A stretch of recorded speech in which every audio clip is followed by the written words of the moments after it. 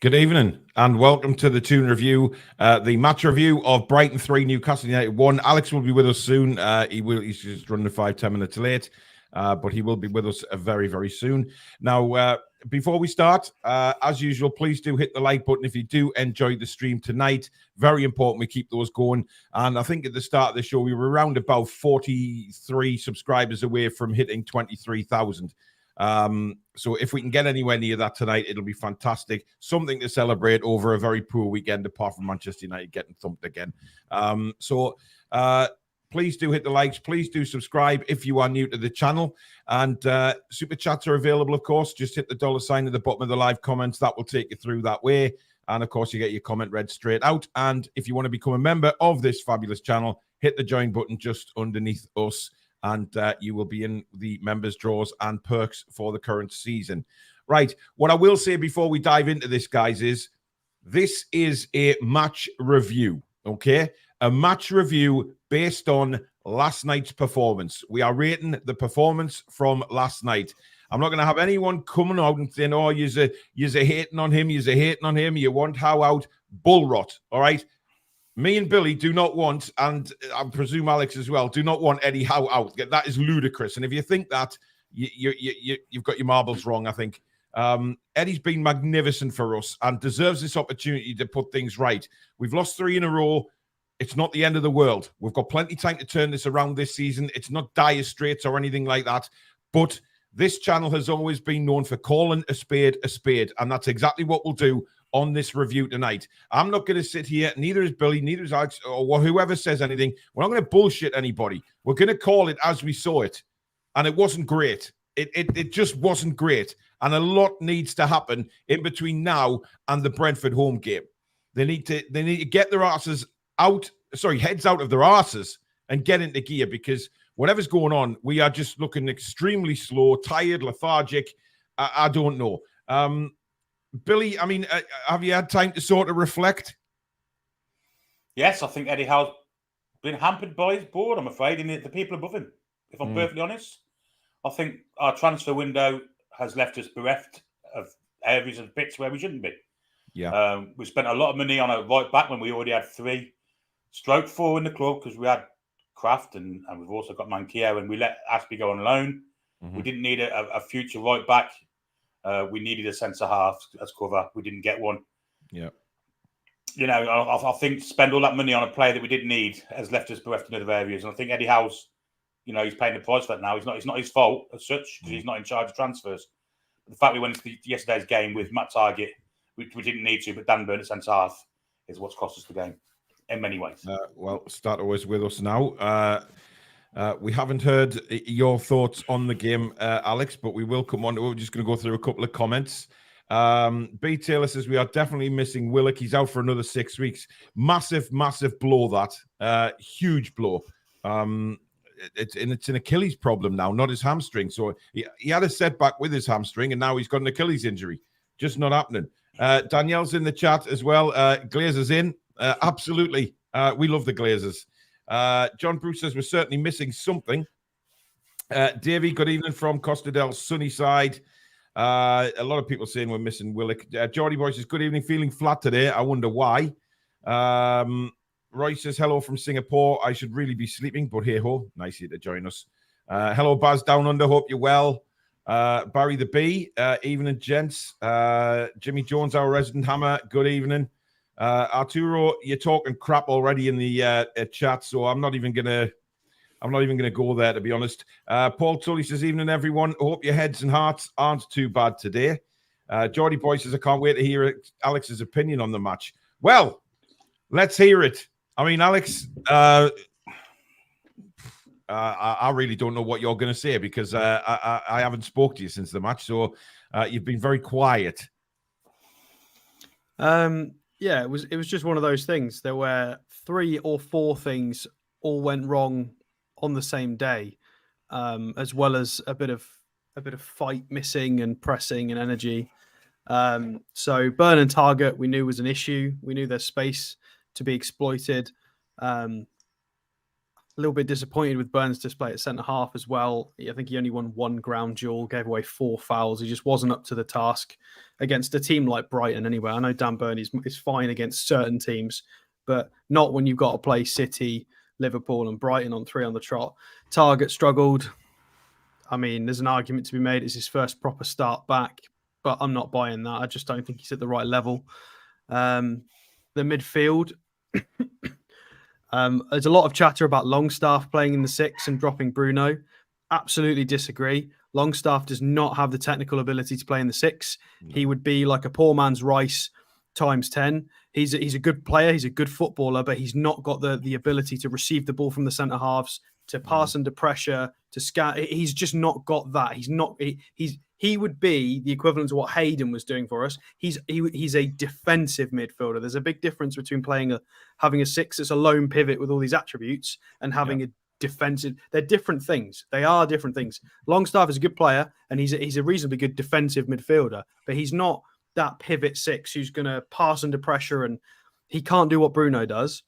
And Tonali was quite high up, too high up. There was too. It didn't help that Joe Linton had one of his worst games. I've got a little graphic on that, Alex, a little bit later on. It's the average positions. Yeah, Tonali's very high up. So the midfield didn't gel. It was Joe Linton with a bad game. Bruno trying to do 2 things at once. I don't think Bruno did too bad, considering all the ground he was trying to cover. So again, he was getting dragged because Tonali was so high up, and I think it was just miscommunication. It's the teething of a new midfield. So it was Bruno and Tonali were not quite on the same wavelength positionally, and they were getting dragged too far forward. And Joe Linton had a shocker, so it made the whole midfield look so dysfunctional. There was space in behind in the 10. I feel like Isak and Gordon were the only.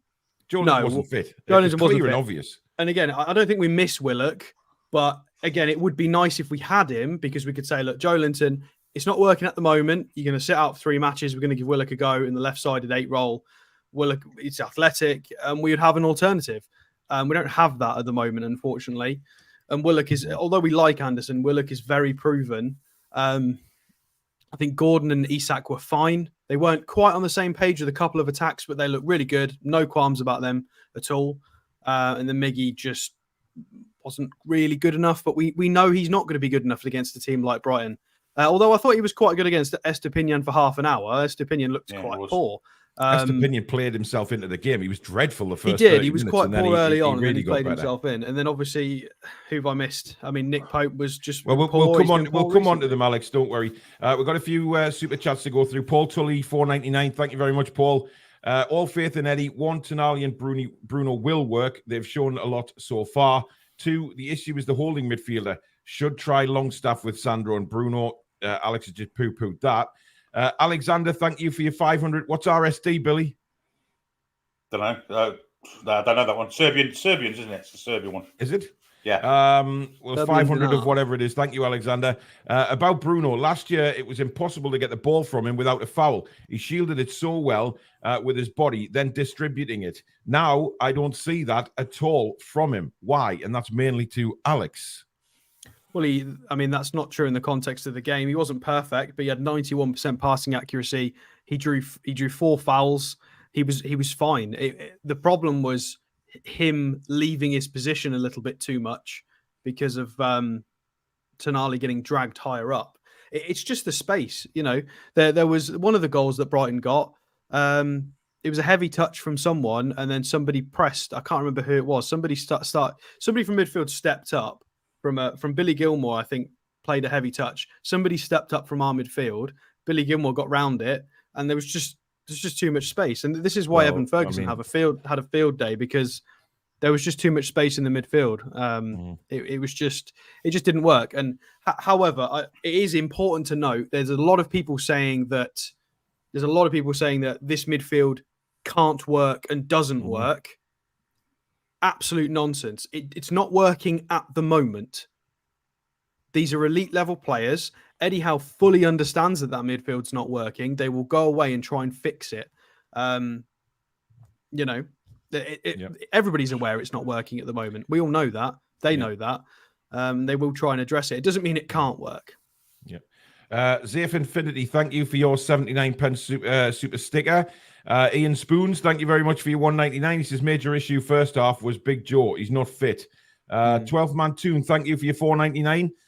In other news, anyone else happy about Man United's last-minute humbling today? Personally injecting their tears as we speak. It's hilarious. Peter Griffin, thank you for your 499 super chat. I don't understand why Livermore and Hall didn't come on at 3-0. We had nothing more to lose, and the only way they're going to get match fit is to play matches. And Zayf Infinity, another 199 super chat with the message, Stato, please stop using Burn as a scapegoat. Good.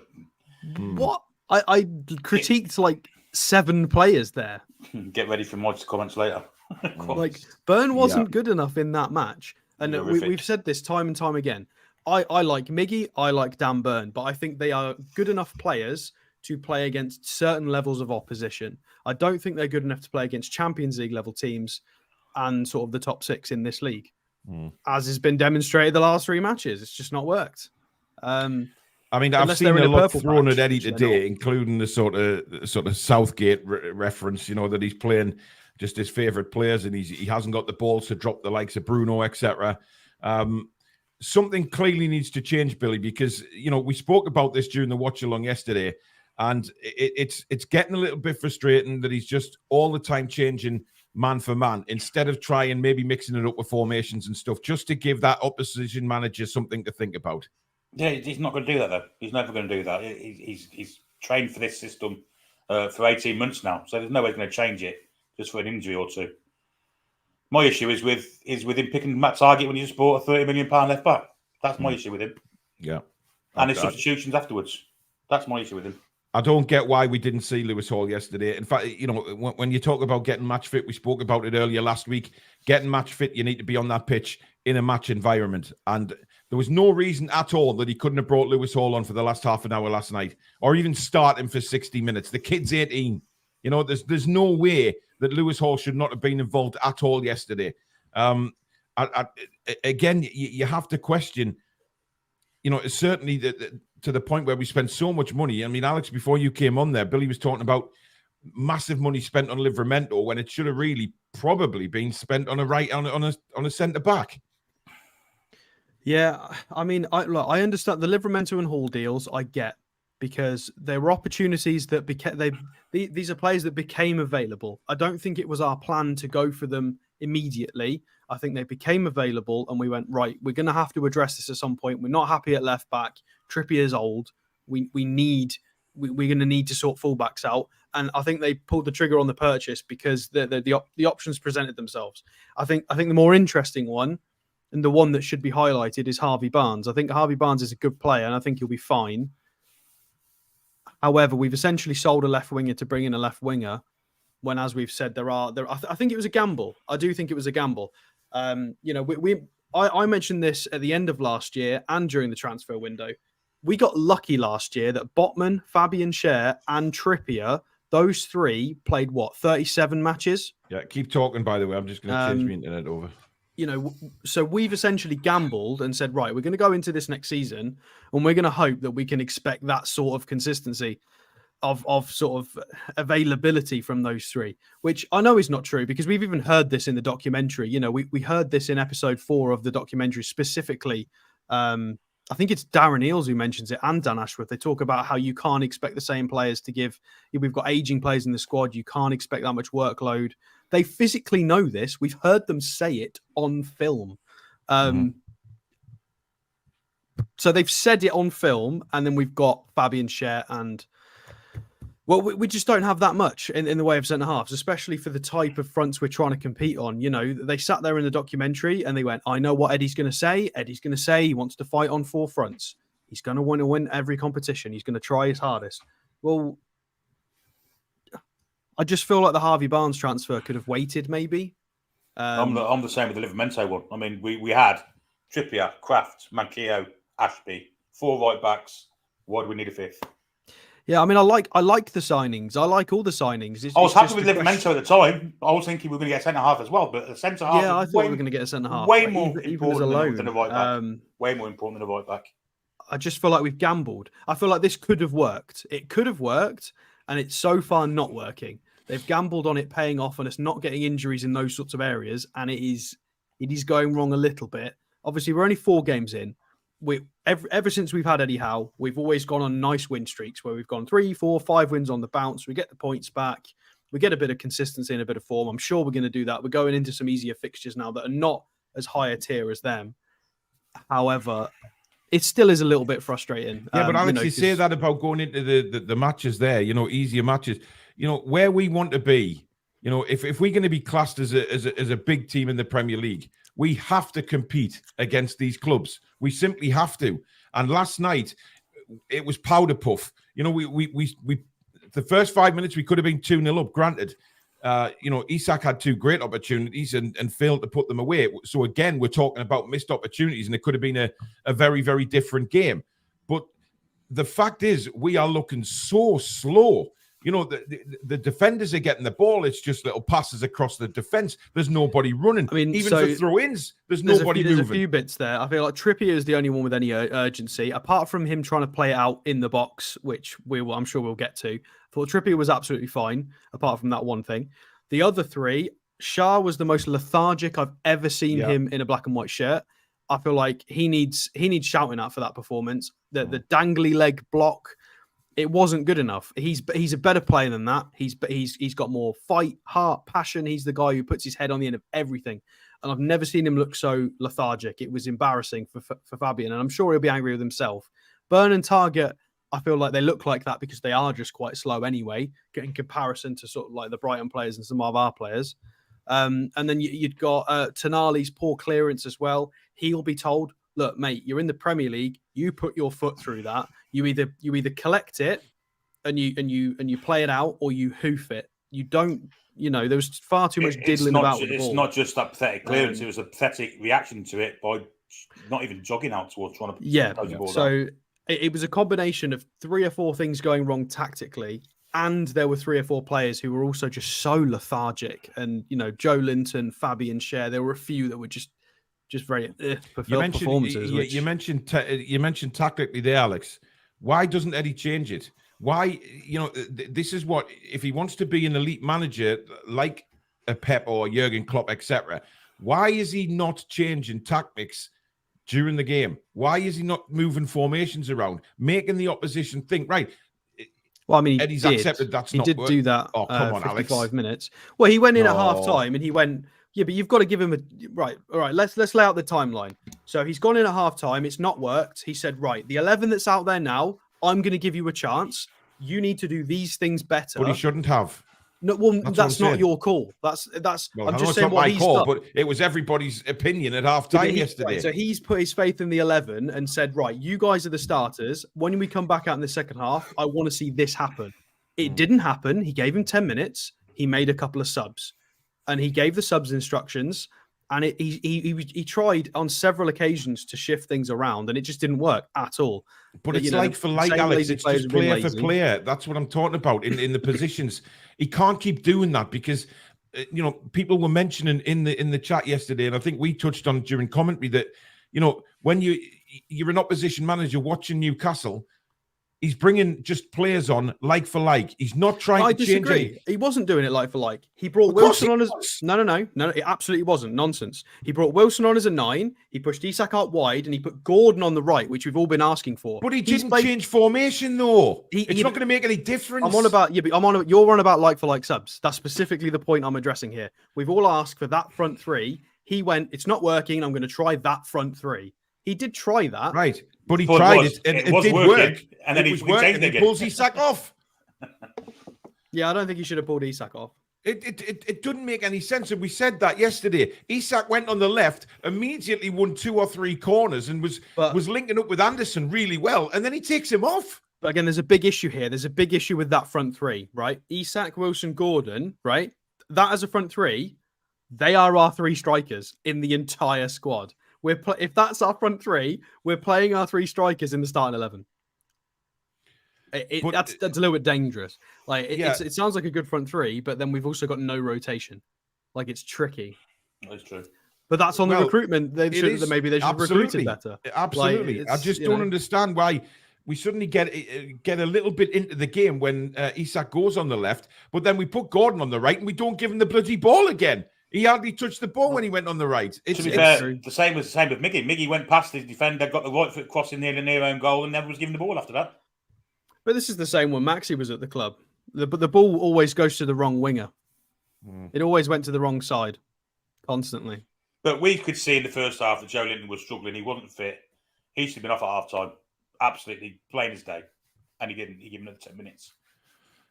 Simon says travelling fans should get a refund. Simon, nonsense. I'm sorry, I can't agree with that. You know, that's what you pay your money for. You can't. Football is a game, and you are going to lose games, and sometimes you'll lose heavily. It's not like we lost 5-0, 6-0 yesterday. It was 3-1 at the end of the day. The away fans know what they're going into.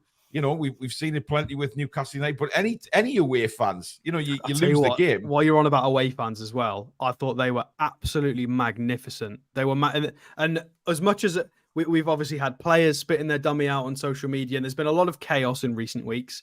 However, that reaction from the away fans singing the European songs is the best thing they could have done, because all they've done is they've stood there and been supportive, singing positive songs, dancing, while Eddie Howe and the players are looking at them going, you guys are amazing. We should have done better. I'm sorry. Like that will have made them have a harder look at themselves than if we would have been silent or if you know, or booed. The fact that they were positive, I feel like will have a better effect on the players because the players will feel a sense of that, you know, they've let them down. Danielle says, I think there is a huge difference between negativity and criticism, in my opinion. If it's poor, it's acceptable to say it's poor. Exactly. You know, and I've just seen a couple of people saying, one, Zayf saying about Twitter last night. I'm not going to, again, I am not going to sit here and rose coat anything. You know, that performance last night was not good. And I'm going to say it's not good. But I did not go on social media last night and say, we want Eddie out, we want this, we want that. I actually said at the end of the watch-along, if anyone was listening, that, you know, we will improve. We'll go away. Eddie will be his biggest critic. But to say sack Eddie Howe is ridiculous. And then saying, you were a bit negative on Twitter. I was negative because we were crap. Simple as that. And, you know, you're not human if you're going to come out and say, it's another defeat. We shouldn't have another defeat. It was lackluster and it was toothless. So I'm not going to sit and I'm not going to go on Twitter and say, never mind, put arm round. We were reviewing the match and it was shocking. The performance was poor. Simple as that. But do I still love Newcastle and want them to do? Of course I do. Just because you criticize a poor game, it doesn't matter. It doesn't mean that you hate the club. Spike, thank you for your £5 super chat. Really appreciate that, buddy. Time for the young guns. thank you very much for your £5. He says, I remember when Bruno and Big Joe would scream after they won a tackle. Now too worried about losing the chewing gum. Changing formation won't do anything. Interesting. We have a new member, the General. Welcome, the General, to Members Club. Thank you very much for signing up and your support for the Toon Review. Joe says, I was at the game last night. I love the team and want the best for them, but Joe Linton and Target Pope were the worst players by far. But Bruno looked closer to his best, and Tonali needs to stay on the field. I mean, why Tonali? Billy, I mean, we couldn't understand it at the time again. We've had Milan fans coming on telling us he was never taken off for AC. I can't understand it. And it just so happens that I know, I'm playing devil's advocate here, but he's come off in the last two games and we've conceded 2 goals after he's gone off.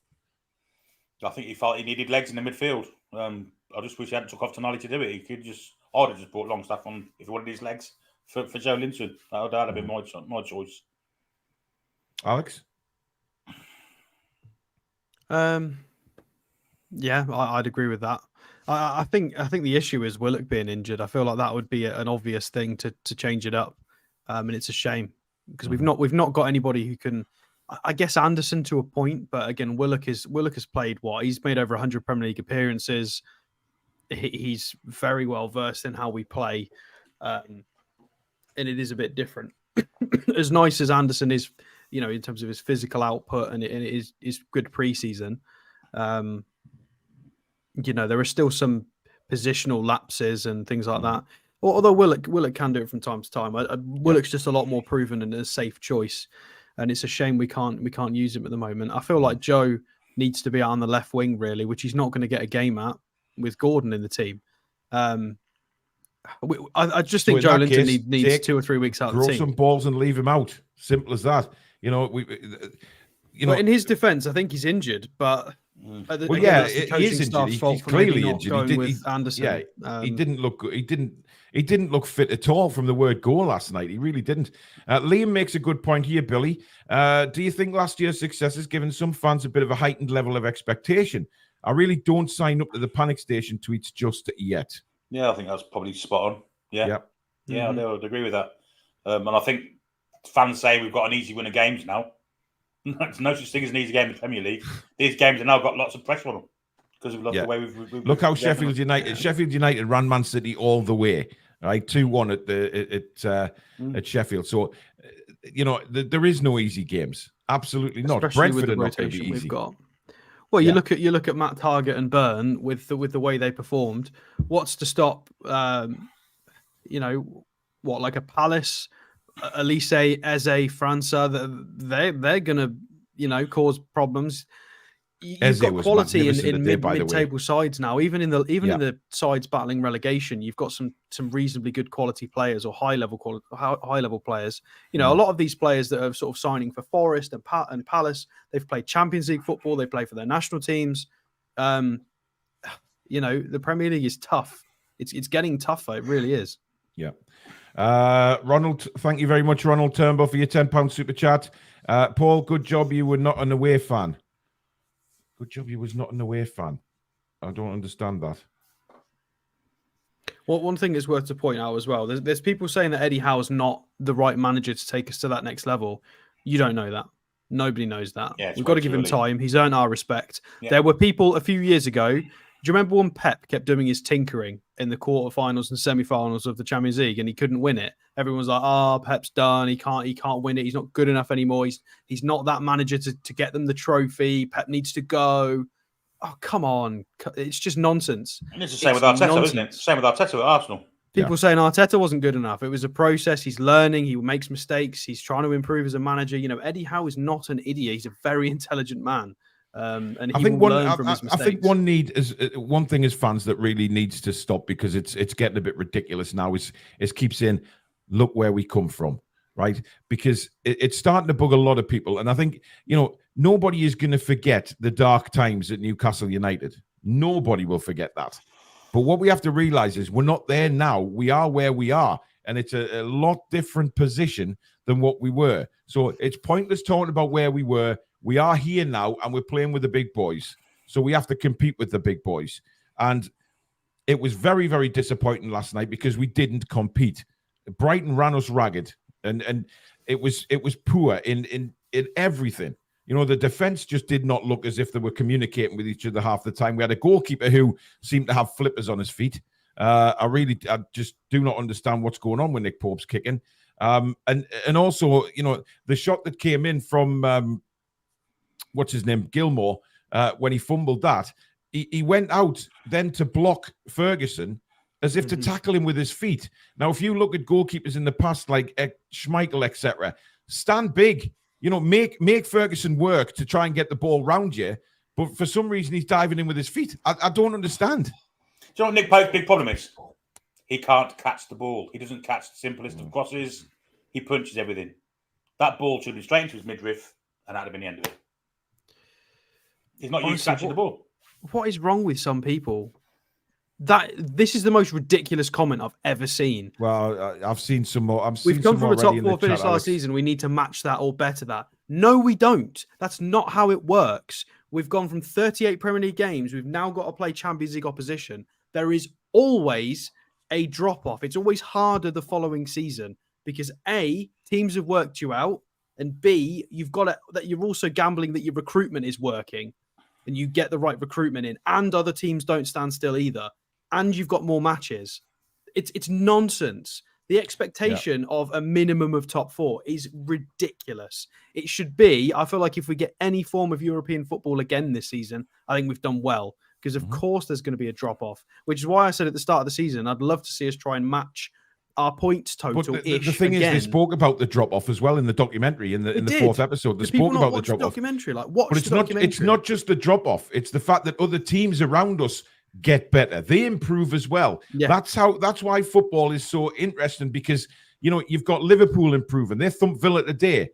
The signing Shabazz, what a player he is, by the way. I mean, he's just a genius. Chelsea, they've tried to improve, but they're still shit by the looks of things. But they will improve eventually. You've got Manchester United, Arsenal. They're all trying to improve. Brighton themselves have improved. They're a wonderful football inside. So, it's not just Newcastle. You've also got to remember there's a few. Everything fell our way last season to a point. But there were a lot of refereeing decisions, fair enough, that were frustrating. But again, Kieran Trippier being available for pretty much every Premier League match, as were Botman and Schär as a partnership. Pope was very good for 90% of the season. Callum Wilson had one of his best goal-scoring runs of any season ever. Miggy had his best goal-scoring season ever. Like, everything that needed to go right to a point went right. It's not going to happen again every single season.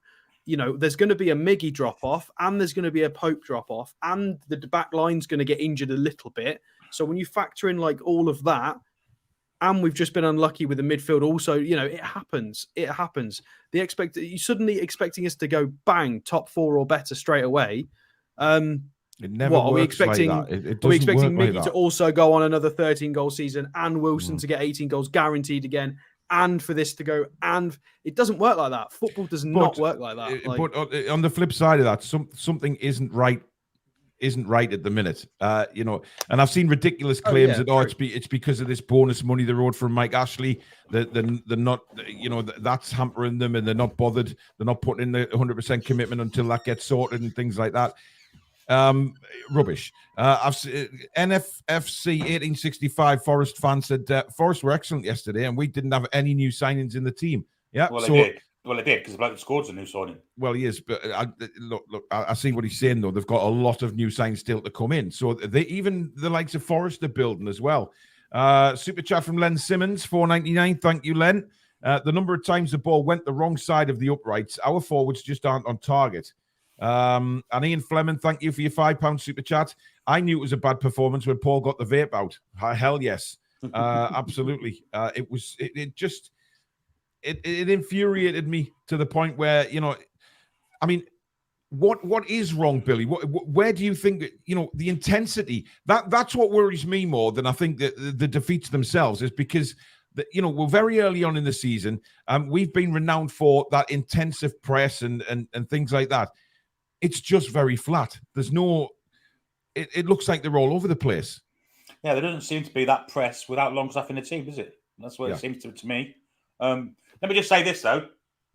Different story. After 3 minutes, we scored 2 goals, which we really should have done. I mean, Isaac was clean through in the first minute, dithered and dallied, and then had a shot from the edge of the 6-yard box, which shanked wide. We could have been 2 goals up, realistically, after 3 or 4 minutes. That happens. It's a different game of football. So we're not taking our chances. We're not creating as much chances as we should. But the intensity isn't there either. And it's worrying. Foxy saying the build-up to this game, I was saying 3 at the back was the only way to go without Botman. Surely from now on, back 3 is the way to go without Botman or Schär. So easy to get through the lines. Well, we hope the Chair's not badly injured. I mean, I hope that's just cramp, to be honest. But he came off the pitch in a lot of pain. So who knows? I mean, can you imagine both Schär and Botman are missing for the Champions League games? The Salz and Burn against them. Kole Moani. Alex, you're doing it again. I didn't mean to do that, but saying we don't need to match or better last season is crazy. Do you think the teams above us would say that? I don't think so. Piff will want Champions League I didn't mean to click on that, but again, it's nonsense still. Like last year, his opinion, right? I can see where he's going with talking about Piff as well. They're up there now. They won't want to come down that ladder again. Yeah, but last year we lost to City, Liverpool, and then we got hammered 3-0 by Villa. So this season we've just lost to the same plus Brighton instead, who are a better Brighton are a better team than Villa as well. Like, it happens, honestly. It really does. We got spoilt last year with the amount of games we lost because it wasn't many. We're gonna lose more games this year than we are last season, and we still could beat the points total. It happens. It happens. People's expectations are so high. Honestly, it's mental. A lot of people are mentioning Bruno in the chat as well, saying that how long are we going to keep saying, oh, he's getting a little bit better, he's a little bit better, but he's not. He's not great at the moment. I mean, Billy, all right, then we'll just sod it, and we'll just keep buying £70 million players and doing a managerial I don't think they mean that. I mean, Eddie needs to have the balls to maybe leave one of them out. I actually thought Bruno was our best player yesterday. I thought he was really good as well. Interesting. Best player? I'll tell you what, he never shirked anything. No, he didn't. He didn't, and he did a few Bruno things. He was always looking for the ball. I thought it was probably his best game of the season yesterday in a 3-0 defeat where our midfield was dominated. Toon Gamer says, what's happened to Lewis Miley? In pre-season as a 6, he was awesome. Again, he's never been seen since pre-season, and we were all raving about this kid, saying that, and other teams are prepared to put the kids in. Why shouldn't we? I don't understand. I think he probably will when the Champions League rolls around and when the fixtures get, the fixtures in December and stuff, it's going to start to get a bit hairy. I will see him. Surprised we've not seen. I'm surprised he's not been in a match day squad though. Yeah, that's my point. I understand Alex Murphy not being in a match day squad because they've just signed 2 fullbacks. Fair enough. However, again, Alex Murphy, Lewis Hall, they're not too dissimilar in terms of age, and Murphy looks good as well. So I'll tell you what, though, I'd have rather had Alex Murphy in centre back yesterday alongside Shea. I really would, because I've had enough and just some of them just aren't good enough. I mean, Matt Targett yesterday tried. I mean, how many times did he try cutting the ball inside again and losing it? It just causing all sorts of ricks. Byrne kept going walkabout. I mean, Billy, there was one in particular where, was it the second goal where you said, Byrne's just watching him, Ferguson run with the ball. It was worse than that. He actually backed off him, as did Shea, to be fair. The two of them parted like the Red Sea. But it was Byrne's man, and he just ran off and expected Anderson, who was nowhere near him, to get goal side of him. It was never going to happen. It was just a complete abdication of responsibility. There was quite a bit of that yesterday. Yeah, I mean, you wanted to say that, Billy. I mean, you wanted to say about shaking responsibility, so take it away. Well, I think in all of the goals, you can say there's a little bit of that going on. Certainly with Byrne with the second and third, and with Tonali in the first. These are players that we praise to the hilt when they do right, but when the attitude's wrong, we can't praise them. It's the worst thing. You expect 110% every week from them. In them situations, I don't think they gave 110%. I don't think they give 50%. I mean, things like the first goal, when you see your goalkeeper make a rick like that, but then you see a very lackluster clearance from Tonali. Fair enough. All players miskick the ball and miss-time clearances. But it was the fact that he didn't go and close Gilmore down. He just sort of let him shoot. Where's the intensity? Saying, I've slipped up there. Let's get out there and close the ball down. It's the perfect goal to show school kids on how not to defend a goal. First Pope mistake. Then you had Trippier sliding in from 30 yards trying to stop a ball. Then you had the Tonali little flick. Then you had him not closing it down. Then you saw Pope trying to chest it down to the striker, basically. It was a horrific goal. One of the worst goals I think you'll ever see. I really think that. Yeah. Ben, your shirt's on its way tomorrow, matey. Don't worry. It will be on its way. John said, did we really need Livramento when Edison Alvarez was available and needed? Why buy Tonali when he's effectively the same player as Bruno? I mean, they're not the same player. They are a bit different. And Alvarez went to West Ham. You say that, Alex, but there is a lot of when I've watched them together, and obviously seeing them play together, they're very, very similar. They are, because they like to get to win the ball, and they are 2-8s. 2-8s, but, both are 6s as well to a point, but they're more 8s than 6s. Mm-hmm. It's just one of those. It's one of those. They could both be 8s with a 6, couldn't they? Yeah. Do you think, though, the fact that there's no 6 there is causing a problem between them? Because, we said at the start of the season that, if Bruno went forward, then Tonali would come into the 6 and vice versa. Is that causing a problem where, they're both wanting to be an 8 and that, the number 6 position's kind of getting left behind. I think Longstaff was happy to, if somebody, Longstaff knows he's not that, and he will fill in where necessary. He did go, and Longstaff was doing a lot of attacking moves like Tonali's trying to do now. We always saw Longstaff was trying to get him onto the end of things in the box and on the end of passing sequences, and it was never working because he just didn't have that technical level. But again, Longstaff knew when to put in a bit of a shift and when to drop back. And whereas at the moment, Bruno and Tonali are both trying to make things happen for their team. Bruno's obviously a little bit frustrated at the moment, and I think Tonali's doing okay. It was just that one thing with the clearance and the not closing it down. But 99% of the time, his physicality and chasing things down is really great. It's really, really good. There just needs to be a bit more understanding. It's what I mentioned right at the start of the show, is you've got Bruno and Tonali trying to gel in that pairing and understand when they need to sit and the spaces between, the distances between, to try and stop that, that free man in the middle, just between the lines, just every single time. So you've got that and Joe Linton having a bad day 3 weeks on a trot. It's two things at the same time happening. There was a lot of comments coming in yesterday, Billy, and you remember saying that we made Solly March look like Lionel Messi yesterday. I think that's a bit of a disrespect to Solly March because he's a very, very good player, and has been for a number of seasons now. And he is a very, very talented footballer. So, Solly March was, he was on the right, he was coming across onto the left, he was through the middle. But I was very frustrated.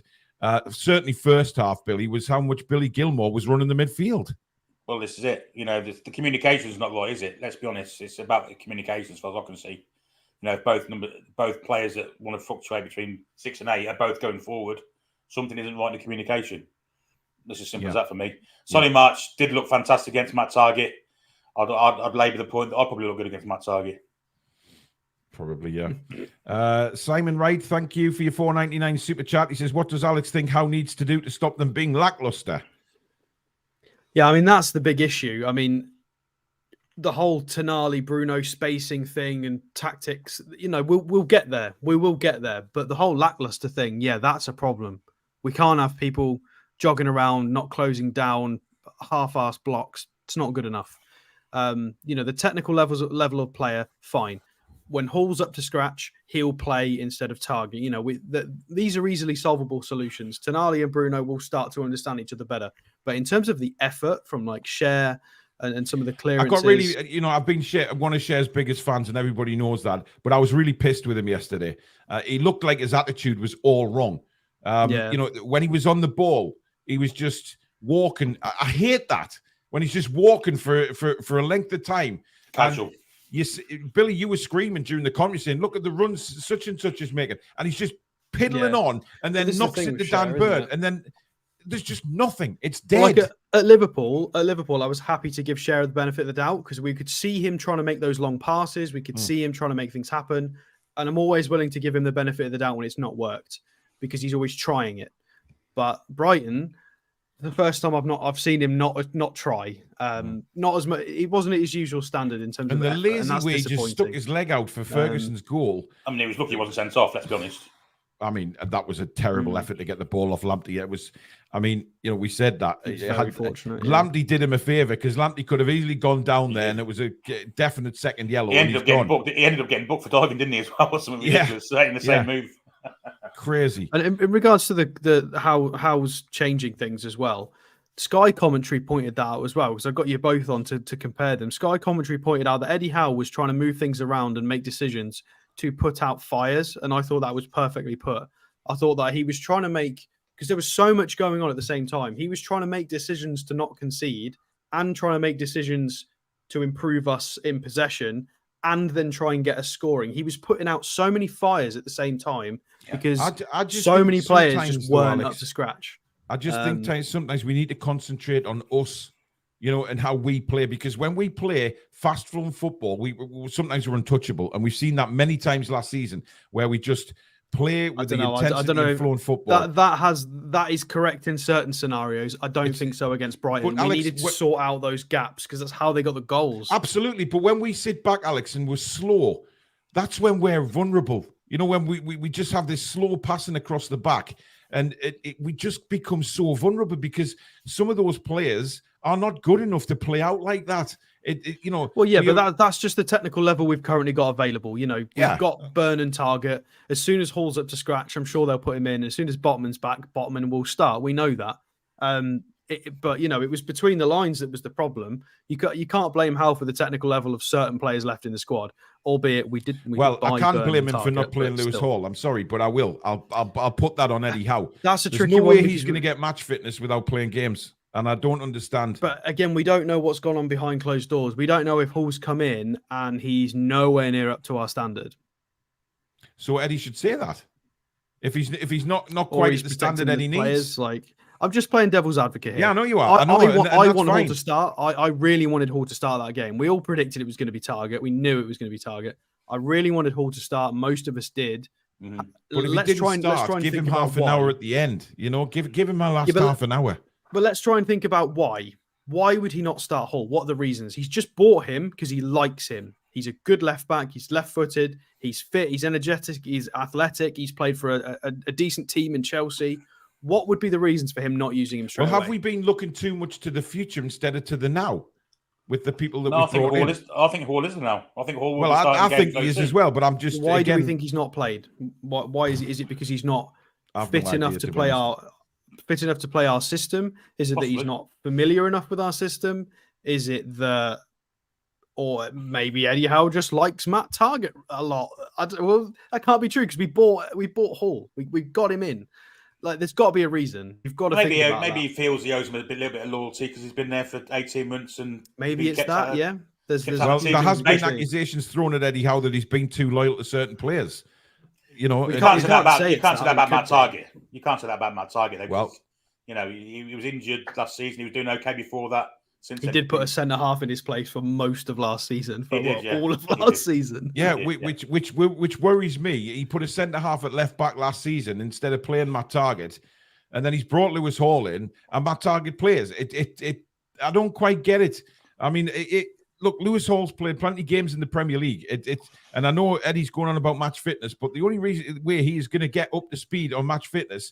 So maybe it's not match fitness then. Maybe it's tactical familiarity and understanding what his role is in the team. Maybe Howe has a blanket, you know, unless you are Tonali came in and played quite quickly, but I think Tonali's at another level. But 90% of our signings, he does give him a little while. So maybe it's just a blanket thing he does with all signings. He's like, right, you need to understand what we're about, exactly how we play, exactly how you need to play this role for our system, maybe. Because I don't think fitness is... He can't be that unfit, surely. And if he's not fit enough to play 90, you can always make substitutions, can't you? Like, yeah. Ian, thanks for another 199 super chat. He says, we need a number 6 to let Bruno and Tonali play at the 8 roles. Graham Ritchie, thank you for your $10 super chat. There's no comment there, but thank you for your donation to the channel, buddy. DJ Ellison, thank you for your 999 super chat. He says, we look so poor defensively at the moment. No pace or positioning. I'd love to see a double pivot midfield with a 10. Bruno, Joe, Miggy, or Gordon, as Isak was isolated again. Changes desperately needed. There was a lot of comments yesterday, Billy. Have we been worked out? No, I don't think so. I think it's the fact that we weren't 100% high yesterday. We played fine against Liverpool for the first half. Against 11 men, we were superb. Yeah. Man City was a defensive exercise for the main, and the Villa game we were great in that game too. So I don't think we've been worked out as such. I just think there's been a drop off intensity. I really do. Yeah. Chris says here, we are overreacting. No howler from Pope. Burn closes Ferguson down. No deflection, and we are having a totally different review. Yeah, but they did happen. We can't go back in time and say they didn't happen. They happened. That's why we do the match reviews. It's based on this match. You know, it did happen. We can't turn back time. But we could have scored what you mean, that lack of intensity as well. Like, yeah, that little run, that little break. I thought Gordon and Isak I'm really excited by them two together. They're not on the same page yet, but they're close to being, because their breakaways together are electric. And there was that one moment where Isak went to the back post, and he'd assumed that Gordon was still further inside the box, but he wasn't. Gordon had made a back post run. Isak dragged it back, to which I'm sure 99% of us went, Where's the other man? Like normally that should be what Joe Linton, typically from that side. I did criticise Gordon's run there. I've got to say. Well, but I can't blame him for that. There's one of two, because as soon as Isak commits to that run, he's got to look that way. So Isak's not. There's going to be a 1 second period where he's not going to see where Gordon's gone, and Isak just has to go right. Am I going to go across the 6-yard box, or am I going to pull it back?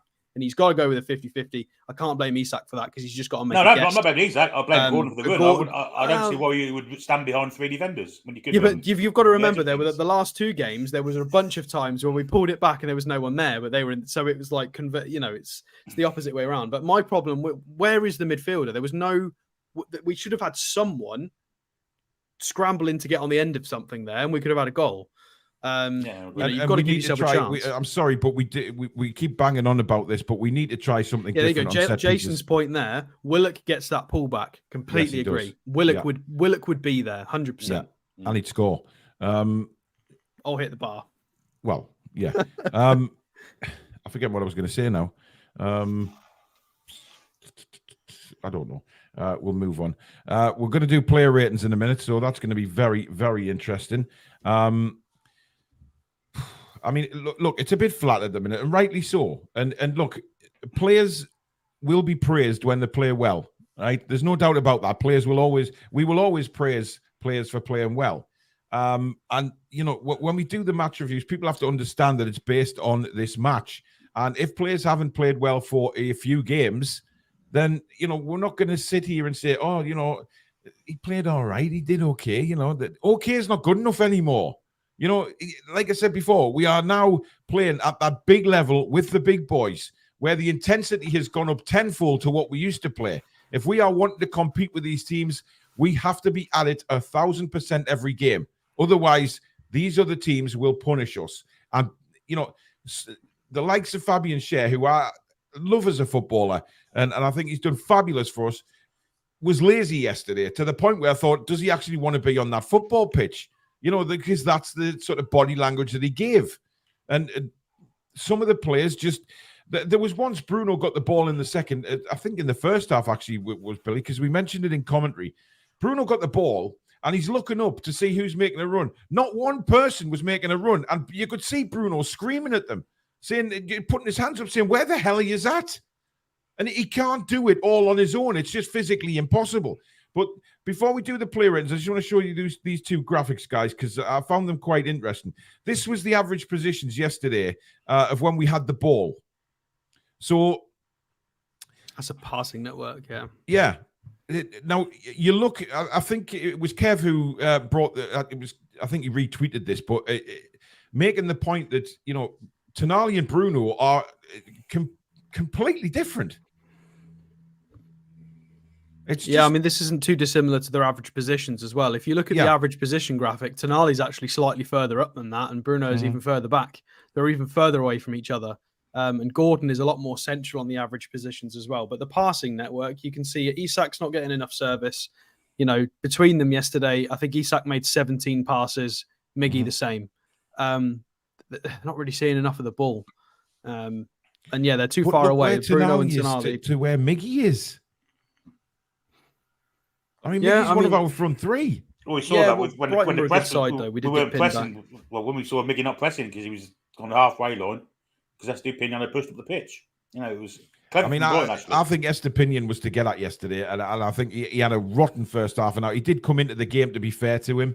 But some of Brighton's players, some of the pass and the movement, it was just wonderful to watch. They are going to be up there this season. There's no doubt in my mind. They had a blip last week against West Ham, but West Ham have started really well as well. So, it's not quite the bad defeat that everyone thinks, because West Ham have had a good start. I mean, Brighton battered West Ham in all but scoreline. Well, they did, but again, it's the scoreline that counts at the end of the day, and West Ham got away with a win. The other graphic was this one that was brought up by Sky on Sean Longstaff. So with and without Sean Longstaff, 28 games where he started, we've conceded 0.7, win ratio of 57%, and 2 points per game. Not starting 10 games, conceded 1.4 goals, win ratio down to 30, and points per game 1.4, Alex. Yeah, but you can make stats look however you want if you manipulate them enough. I feel like the same can be said with Bruno as well. If you go and pull up the games with Bruno and without Bruno, it's the same thing. It's without our settled midfield. So most of this data is from last season. It doesn't really apply. It doesn't really make sense. That is all based on last season, and it will be the games this year inflating that and making that look like nonsense.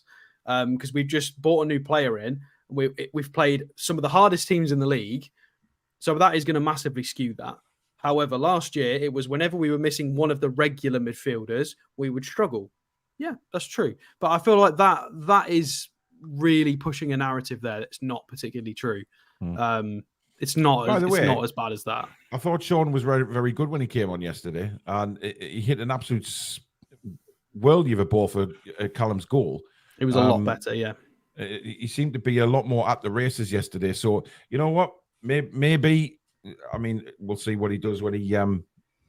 Sean seems to me to be the one that calls the press as and when. He seems to be the one that's in that position to do that. So I think if we want to press, I think we have to play Sean. But he's got Sean just needs to stop, having these rusty passes and stuff when he comes on sometimes. And he just needs to make... We don't need him to be a 10 out of 10. We need him to come on and be sort of 7 out of 10, just be tidy, be intense. Interesting point from John here. He says, Joe Linton sets the tone for the team, similar to Roy Keane did back in the day. If Joe Linton's at it, which he hasn't been for a couple of games, but I don't think he's fit, to be honest. I really don't. But it's going to make Eddie's going to have to make some ballsy decisions to leave a couple of his bigger names out, isn't he? He's got to. Well, Joe Linton at the moment. I mean, look, I'm going to bring it up because everybody criticised Maxi for sitting on the floor. At the moment, Joe Linton does so much whining, sitting on the floor, arguing with the ref, arguing with players, and he's not doing well enough to justify any of this whinging. Not at the moment.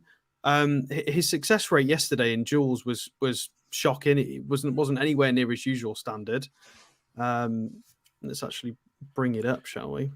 While you're doing that, Dean Stevenson, this comment is the worst comment I've ever seen. What are you smoking? Everton is catching up with us.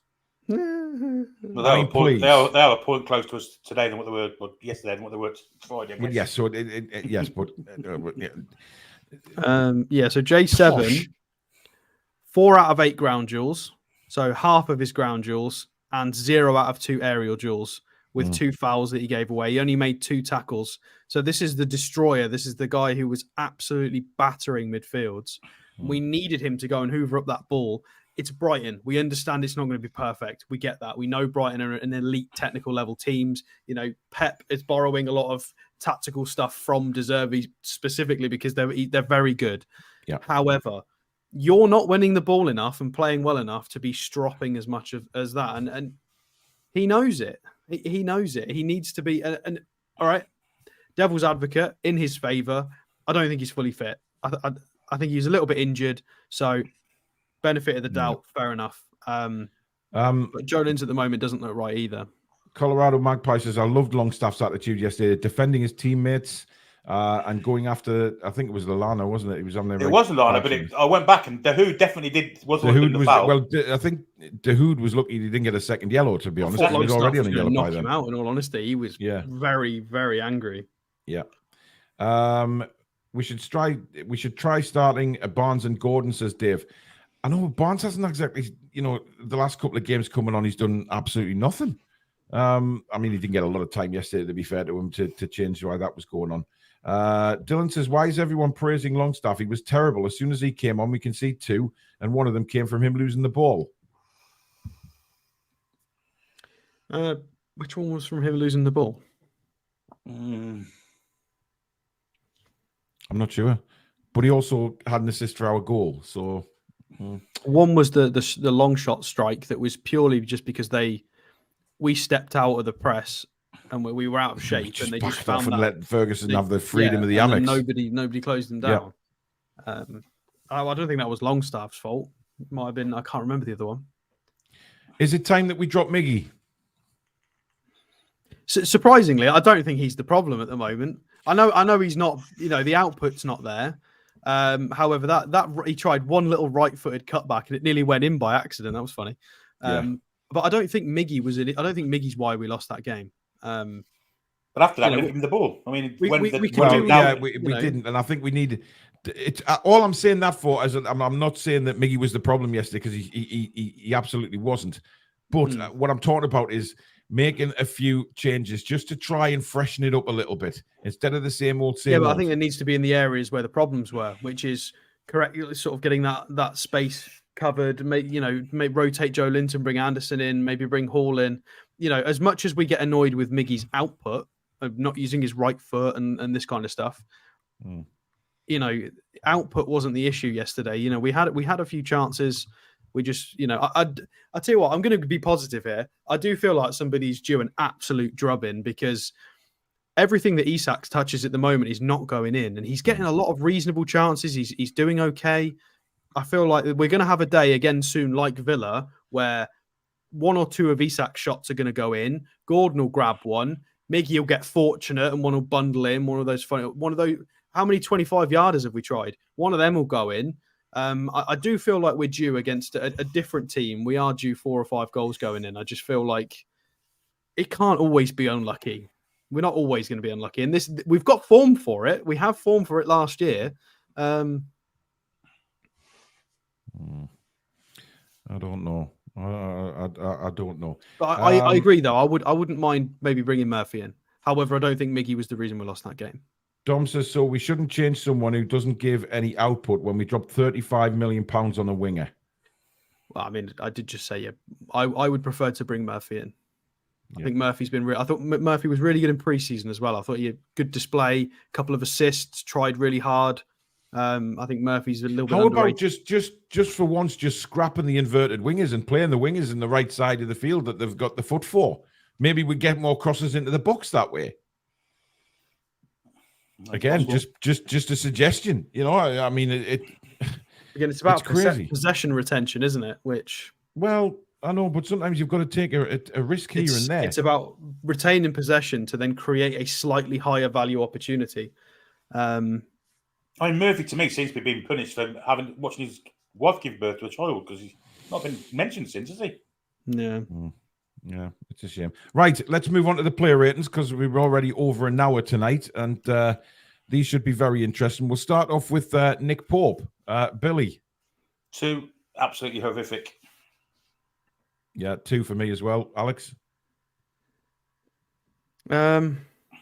Yeah, I'll just go with the 2. Probably one of the worst performances for us, apart from the one when he got sent off.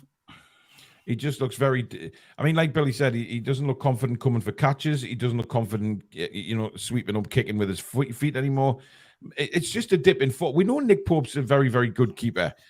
He just needs to get over this run of bad form. But I've heard a lot of people wanting Dubravka back in, and I'm thinking... I mean... Yeah. In his defence, though, there were a lot of people piddling around with the ball in the box yesterday that really irritated me. Well, that one, but I know Trippier played a great game, or a decent game, but that one in the second half, it was just absolutely horrendous. Yeah. As somebody who likes sort of modern technical football, if you want to try and play out from your own box, I'll allow it to a point. I'm not, but playing out from your own 6-yard box, absolutely no way. He tried to play it. He basically tried to get out from the goal line. That's too far. Like, inside your own box, fine. There might be a case for it if you think you can create a counter attack. Okay, but not literally. It was on the goal line. Like, it's playing with fire there. By the way, guys, just to remind you that the voting ends tonight for the Football Content Awards for this year. To put the Toon Review into the finals, we need you to keep voting, guys. It closes, I believe it's midnight tonight. So the link is pinned in the description. Go down there. The 3 categories we want you to vote us for are there. Hit the link. It'll take you to the voting page. Put in the Toon Review and keep voting, guys. We really want to be there again this year. And with your incredible help, guys, we can get there. So please go and vote for the Toon Review. Right, we'll move on to Kieran Trippier. Alex. I'm going to give him a 7, but I feel like it's a generous 7. Yep. There's an argument to be made for a 6, but I don't think he was too bad. The messing around with it in the box, irritating. Set pieces again were really poor. I want to see Tonali on set pieces. There was one situation where he took a corner and then we nearly conceded down the other end because he had to make a 70-yard recovery run. Fair enough, he made the tackle, but just don't have your fullback on that side taking the corner, and then he hasn't got to make a 70-yard recovery run. Like, it's very simple, especially when you've got Tonali who can take corners. Yeah, I don't get the Tonali thing. Defensively, though, Trippier defensively in recent weeks, I think, has been really, really good. Defensively, he's been so good. The timing of his tackles, anytime he had to tackle Mitoma, generally he was really, really good. I was so impressed with his defending, was elite. But the other bits were a bit. Now I'll give him a 7. Okay, I'm giving him a 5. Just an average performance, really. I mean, some of his free kick taking, the deliveries again, poor. As soon as we get a set piece, he's grabbing the ball. He's not even giving Tonali a chance to do anything with it. So it's a 5 for me. Billy? Oh, to go between 6. Okay. I tend to believe that he had Mitoma in his pocket, really. Mitoma kept trying, didn't get any change out of him. But for that slide in for the goal, which was ridiculous, and the fanning around in the penalty area, it would have been a 7, but I'll give him a 6. Okay. Right, we'll move across to the other side. Matt Target. I'm giving him a 2. I thought he was rank bad. We need a better left back. We've got a better left back. Put him in. Billy? Yeah, echo them thoughts exactly. I thought he was horrific. Alex? Yeah, I mean, a couple of okay duels, but very unsure about being on the ball at all. I mean, his passing to the midfielder was a little bit crisper than Burns normally is, but apart from that, he was so nervy. It doesn't look good enough at the moment. It was more down to talent than it was attitude, so that's why he's getting a 2. I'll give him a 2 as well. I don't think it was. He's not good. He's not encouraging Eddie Howe to give him another start. Well, no, but didn't we say before the game yesterday, Billy? It's a massive opportunity. We said this before kickoff. Huge opportunity for Matt Target to show exactly to Eddie Howe what he can do and why he was brought in, and he didn't. He failed. Basically. He did fail. It was a big opportunity for him. He may have looked better with Sven Botman inside in mind. Well, possibly, yeah. I mean, who isn't going to look good alongside Sven Botman, to be fair? Well, we really missed Sven yesterday. It was clear as day we were missing him. Right, the centre-backs, Fabian Shea, Alex. I feel like the first yellow card on him was quite harsh. I don't think he actually touched him when he got that first yellow, but he was lucky not to get sent off eventually with his shenanigans.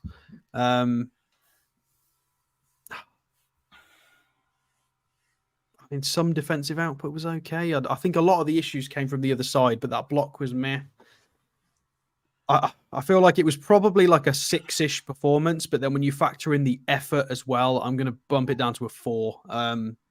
It's just so out of character for him. I thought it was just a shame because he's better than that. I'm going to go with a 4 for sure. Okay. I'm going with a 3, simply for what you mentioned there, Alex.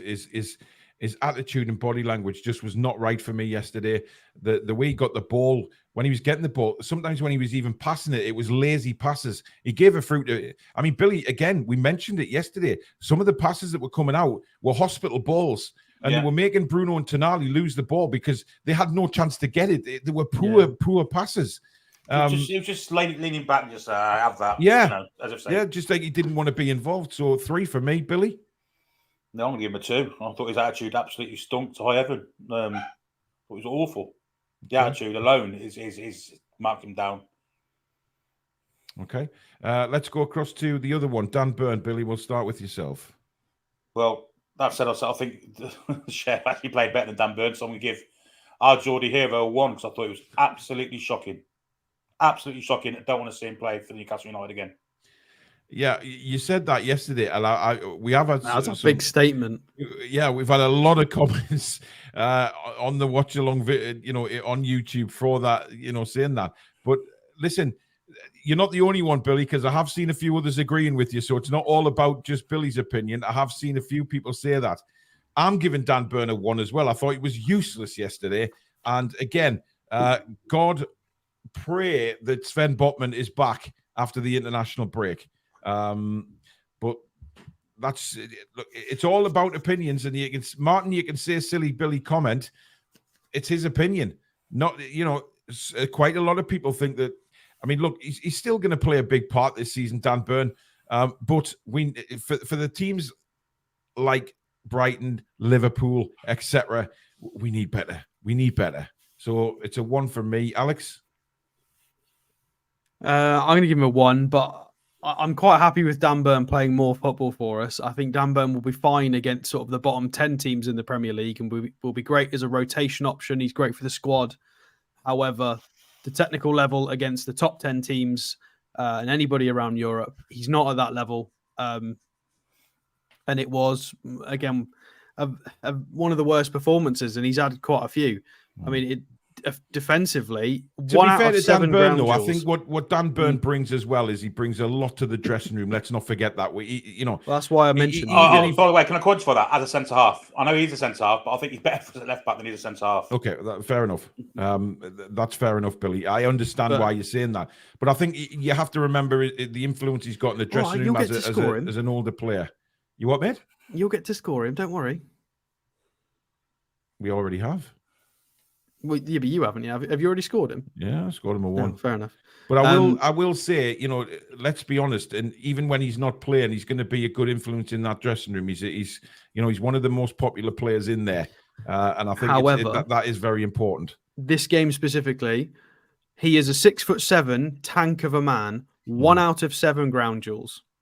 He gave away 4 fouls. His tackle was terrible yesterday. He was all over the shop. Absolutely abysmal. Positioning, passing was poor. 1 out of 7 ground duels for a 6'7" man who is a beast. Technical for a big man. I agree with Billy. I think he has to play big left back because I feel like left back he can drop in and play as that sort of third centre half in that funny shape. He can get a bit of cover against lesser opposition. But anybody with once you start to get 2 or 3 technical players run down that right wing and play a few little 1-2s, all of our lads just got spanning circles, pulled out of position. They were ripping through us.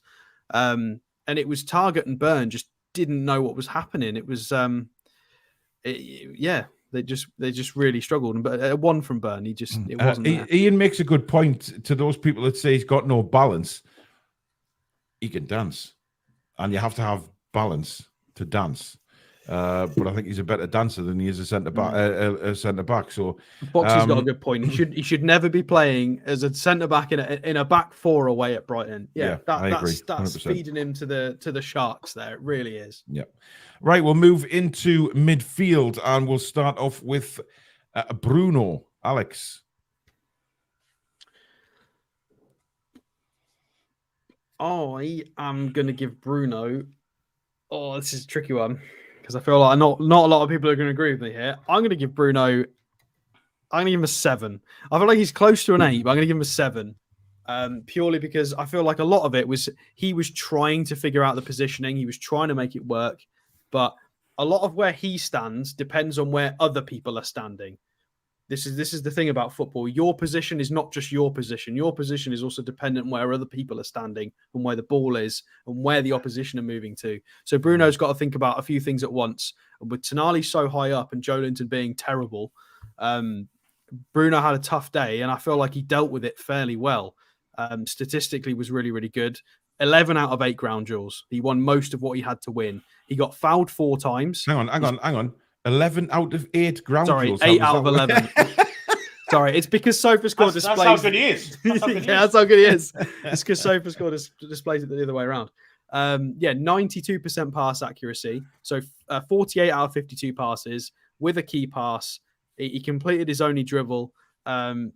He was really solid. I thought, and a lot of it was just positioning. Yeah, he was in the wrong place at certain times, but I feel like that was down to the midfield just being in the wrong place. Some of it was Tonali, some of it was Bruno.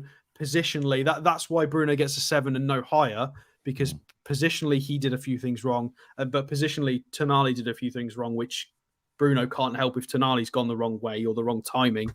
But I thought Bruno looked a lot better. I thought he was okay. I'm giving him a 5, but I agree with some of the things you said, Alex.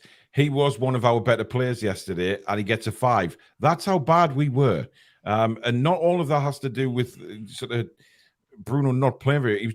It was average. You know, the match was average. The performance was average, and I'm going with a 5. Billy? I thought he was our best player. 7 out of 10 for me. He was trying to hold the baby on marauding Brighton midfielders. Tonali up the pitch. Joe Linton not able to run.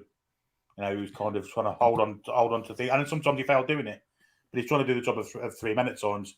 His passing was good. He never stopped running. His attitude was spot on for the whole game. But still not his best. He's still nowhere near his best. I'm going to bring you up on this, right? These ratings you're giving the players based on that performance yesterday, right? Was anybody a 7? Really? Well, he had a fair good game. You know, we got battered. It wasn't down. Look, there's a few in the chat that agree with you, Paul, and I think it's absolute nonsense. I'm just playing devil's advocate here, like you were earlier, Alex. I'm just saying, you know, when we score players in the past, and you can lose. There can be certain 7. Yeah, but there's 11 players on the pitch. I listen. If you lose a game, all of them have to get a bad rating every single time. This is what Irish Toon said. He said that none of them deserve to wear the shirt. Ridiculous comment. Well, nonsense. Ridiculous. Alex, we're going to lose more games. It's his opinion. Yeah, but it's a nonsense opinion. No, to it's you, a Manchester it's United fan comment. To you, it is nonsense. To him, it isn't. Other people as well, because we are going to lose more games. And if your reaction to every loss is you don't deserve to wear the shirt to all 11 players on the pitch, that's ridiculous. Look, that's his opinion based on yesterday's performance. He wants to be silly. He can be silly. It's not silly, Alex. It's his opinion, and everybody is entitled to one. But I just find that so anytime you lose, you're not fit to wear the shirt. I don't think Man United fan opinion. 7. It's not just because you don't agree with it. Why do you think Bruno deserves a 5 and not a 7? I don't think his performance warranted a 7. I don't think he was at a 7 standard. I can't. You agree with our comments on his. I agree that he was one of the better players on the pitch. I agree he was one of the better players on the pitch. I don't agree that he was a 7. Okay, so you were entitled to that because that is your opinion, just like everybody else is in the chat. Hang on a minute. But let's say the scoreline's different, but Bruno does nothing different. Let's say Bruno has an identical game, but Isak puts in 2 goals.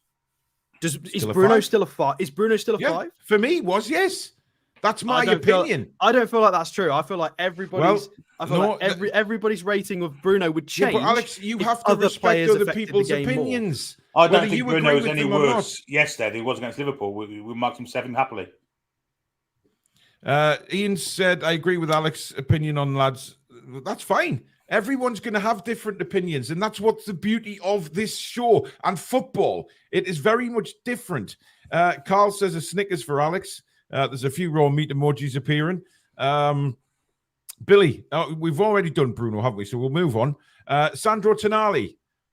Billy. I've just given Bruno a 7, and people are going to hate me. I'm going to give him a 5. Because in the main, his performance was okay. But that goal was awful. I'm sorry, the attitude that he showed marked him down 2 marks for me. I would probably give him a 7, 6, 7. But that bit of attitude in that one goal, the nonchalant flick in his own penalty area, and then failing to close it down, unforgivable for me. Alex, yeah, I don't feel like Tonali gets as a higher rating. I feel like a lot of what he was doing was causing the midfield issues, alongside Joe Linton just being lazy. Tonali was trying a bit too much. He was too high up positionally. He was dragging Bruno out of position a few times. They weren't on the same wavelength. And then when you factor in the goal as well, where he didn't clear it and then he didn't close it down, I feel like a 5. A few little passes here and there. Again, Tonali with 17 passes. We need him on the ball. We need him doing stuff. He needs to be available more. He needs to make himself available more. He needs to put himself about a bit. That was a tough game. I understand that. But Brighton are one of the better sides in the league. They're very, very good technically, and you've got to be there for it. You've got to be up for it. So it was a 5 for me. It's a 5 for me as well. So we'll move on to Joe Linton. I'm giving Joe Linton a 2. I thought he was, he's my favorite player, and it kills me to give him such a low rating. But there was many things during that game that just weren't right with Big Joe yesterday. His intensity wasn't there. He was slow. He couldn't pass the ball for Toffee. And I think he's injured. I really do. And I did see a comment earlier on saying that Eddie said that he declared himself fit before the game. I don't like reading things like that, because if he did declare himself fit, what are the physios and doctors doing? Because they should be telling Eddie that he's not fit to play, despite Joe Linton thinking he is. And it was clear that he wasn't fit. So it's a 2 for me. Billy? Echo those words exactly. He should have been pulled off at half-time. I mean, it was obvious to us he wasn't fit. Couldn't get around the pitch, could give him the ball away. Lacked everything he always has, which is physicality, intensity. And he was a bit of a wine-arse too at the same time. So, yeah, 2's fair. Alex? I'm going to give him a 4. I don't think he was fit. I think 4's generous, but I feel like Tonali was marginally better than Joe Linton. But Joe Linton, again, part of it, I feel like, was fitness is not necessarily his fault, but he needs to come off at half-time. I agree with what you just said there about a player declaring themselves fit. I feel like that's always a funny one. It's not down to you as a player. It's down to, the sports scientists and the club physio and the training, and there needs to be a joint decision and an assessment. Yeah. 4. I can't give any higher than that. I mean, again, Joe Linton with 17 passes, Tonali with 17 passes, accurate. Bruno with 48. That's why Bruno deserves the rating, because Bruno was trying a lot more, and those two were floating around in the wrong positions, not getting hold of the ball. It's there. It's there to see. You go watch the game back as well. You'll see it. They were in the wrong places at the wrong time. They weren't getting the ball. They were getting frustrated. And I think Joe Linton should have come off. He was injured. Tom makes a good point saying, did he declare himself fit because he's in the Brazil squad? Possibly. I don't think he hasn't been right since the Man City injury. I don't think he has, Billy. I think you're right. Absolutely. And he wasn't great in the Man City game before the injury, let's be honest. Barry the Bee, thank you for your first ever super chat on the channel. Much appreciated. $4.99. He says, just to check, did everyone watch the game? I watched, because there's 8s coming in here and I'm baffled. I think some people need to face facts. We weren't good enough. Fair enough. Right, let's go to the front 3. And I will start off with Miggy, Alex. I liked Miggy early doors. I thought the first 20 minutes he was good against Estepinian. He had that right-footed funny shot that nearly ended up going in, but then he was completely anonymous for the rest of the game. Completely anonymous. Wasn't great defensively either, which is normally one of the things he's better at. Couldn't get involved in counter-attacks. God, it's a tough one. I kind of think 5, but because of the first 20 minutes, but I feel like that's even too generous. I'm going to go with 4. I feel like that's too generous. Interesting point was made in the chat. I can't remember who's just made that point. I can't see it. It's disappeared. But somebody said if it was Manchester City and somebody went up to Pep and declared themselves fit when they clearly weren't, would Pep play them? The week after, not. No. I think he'd probably be fine. I agree as well. I don't think he would. No chance. Billy? Miggy? Yeah, I think 5 for me. I think the first 20 minutes, as Alex just said, he was quite prominent. But then decided to drop deep for some reason and allowed Estepinian to get into the game. So I don't know what happened, but 5 for me. I'm going to give him a 3. Thought he was rotten. Right, we'll move across to the other side. Anthony Gordon. Billy. Again, the effort was fantastic. Created quite a lot of stuff. Should have scored. Really should have scored. I'll give him a 6. Okay, Alex. I'm going to give him a 7. I think he looks really good. You helped out defensively. Made the wrong call with where to move from Isak's. Isak pulled it back. He went the wrong way. But again, 5 out of 7 ground duels. Statistically, was so good. Considering Joe Linton had such a poor day physically, Anthony Gordon 5 out of 7 ground duels and won his only aerial duel. So physically, with 3 tackles as well. He understood the challenge. He understood it was going to be a tough game. And he put himself about physically. He was trying to link up with Isak. You can see there's a lot there. Frustrating not to really get a goal out of whether it's Isak or him. I feel like together they should have had one together in one of those chances. 27 out of 29 passes, hyperclinical, careful with the ball. You can see why he's there. Although was very anonymous when he went onto the right-hand side, but I feel like that's partially down to where we were moving the ball to as well. I feel like I know we lost, I know we lost, and everybody's saying, "Oh, you can't score anybody positive because we lost the game." I don't No, think Gordon no, did that no. much wrong. No, people in the People's chat are saying that. opinions. There are I think- people in the chat saying that. I think he should have scored that chance he had squared back to him. It was dreadful miss. I mean, we said that, Billy. It was. He got booked as well for a studs on a foot tackle. Where he needs to be careful with them. He's being a bit naughty because we're going to lose him one day to a red card in the next 4 or 5 weeks because he's putting in some naughty challenges. So apart from that, yeah, I thought it was decent. I think if you check that out of his game, though, he might not be the same player. He's one of them players, isn't he, that has to be on the edge. Yeah, that's a good point. Yeah. Have you rated him, Billy? Yeah, I gave him a 6. Okay, I'm giving him a 5. Again, he was lively, definitely, but I don't think he was more than a 5. Right, Isak. I'll start with Isak, and it's a straight 5 for me again. He should have scored yesterday. He should have scored. And like you said, Billy, if those two chances are taken in the first 5 minutes, that game is different yesterday. Very, very different. So for some reason, I mean, you look back at last season, that wonderful goal he scored at Brentford when, Wilson laid it on a plate for him. And then it was on a plate for him yesterday when it was pulled back. Just score. So a 5 for me. Billy? I'm not happy with his attitude either. He just looks lethargic. Doesn't want to press. But when you get him on the ball, he does some fantastic things. Mm-hmm. Should have scored without any shadow of a doubt. Thought he dithered with the one-on-one. I thought he should have been straight through. He'd have been straight on goal. He allowed the defender to get across him and get a tackle in. And he should have scored the one he shanked wide. But when he went to the left, I thought he was better. Yeah, I did. Yeah. 6 for me. I mean, is Isak, Alex, an out-and-out striker, or is he a left-sided forward? Because Sociedad, he was a left-sided forward. That's where that's where he got his name. He's always been a wide forward. He's never been a central striker, and he's had games where physically he's looked okay in that role. But then he likes to turn and run. He needs to dribble. He's a dribbly boy.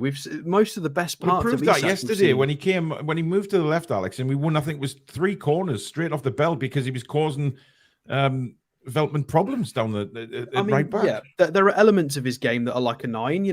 He's happy. He can score headers from inside the 6-yard box. He can score little volleys, and he's got bits of that in his game. 100%. He's definitely there, but he's mostly a wide forward. He likes to dribble. He likes to be involved a bit more, and we're not involving him enough. And I think that's exactly why Wilson came on to try and get Isak involved. I mean, considering Isak had a bad day at the office, he still completed 5 out of 6 dribbles. We need to work him into the game more. Which was when he went. Probably most of them were when he went to the left. That's mental. Play a 4-4-2. Play him and Wilson together with Wideman. But we just need to get him into the game more because he is elite. He is elite at what he does best. I agree. He's top tier, and we need to get him we need to get him doing what he's good at doing, which is dribbling and causing problems and getting shots off. I think the opposition players dread Isak on the wing. I think they were terrified of him. I think they were I think he was a little bit unlucky yesterday with that final chop or go left, go right. None of them he didn't quite get that space. It was just one of those days where it didn't work. 5 out of 6 dribbles. Taylor said he had no service, Alex. He did have service. He did have service. He had 2 in the first 3 minutes. Bruno put him through with a magnificent ball in the first 20 seconds, and then he had one pulled back to him that he shanked wide. So he did have service. Yeah, it was. What you scoring him, Alex? I don't know if I scored him. I feel like it's a 7-ish performance, but I feel like for the missed chances, I'm gonna do it as a 6 because we really needed him to be clinical just once, and he wasn't. So I'll give him a 6. Okay, right. We'll go through the subs a bit quicker, guys, because we're an hour and a half now. So I'm very wary of time. So who came on first? It was 3 subs, didn't he? He made 3 in one go.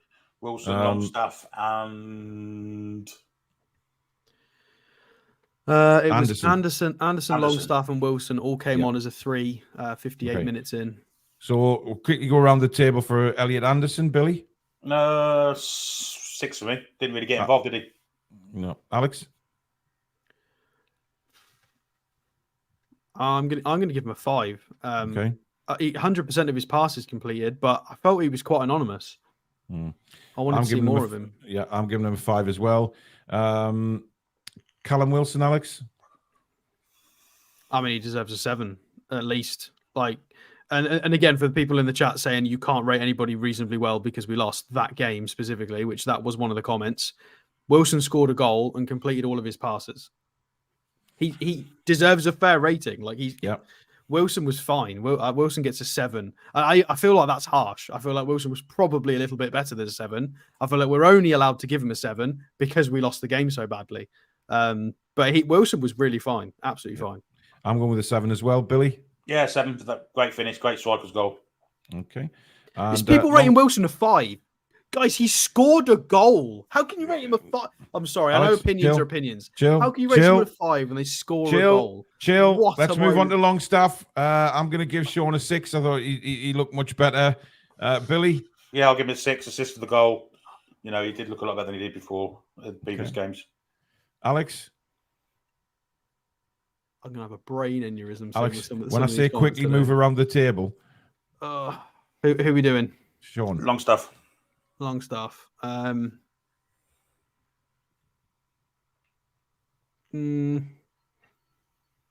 it? I want to say 6 instinctively, but then that means he did better than Tonali. Did he do better than Tonali? Well, he assisted a goal. So I mean, he did. Yeah, he did. Well, this is why I need to think about it, because otherwise it's a wrong rating, isn't it? All right, 6 because of that. Fine, cool. He gets a 6. The other 2 substitutes were, of course, Lascelles and Barnes, but they weren't on long enough for me. They didn't do anything. I thought Lascelles did okay when he came on. I thought he solid things up. Yeah, he was all right. But Barnes, I don't think he touched the ball, did he? I mean, Lascelles lost all of his duels. He had three chances. He lost all of them, which is surprising. His talking must have been good then, because it did look more solid. Right. We'll move to the manager. This should be interesting. Alex, Eddie Howe.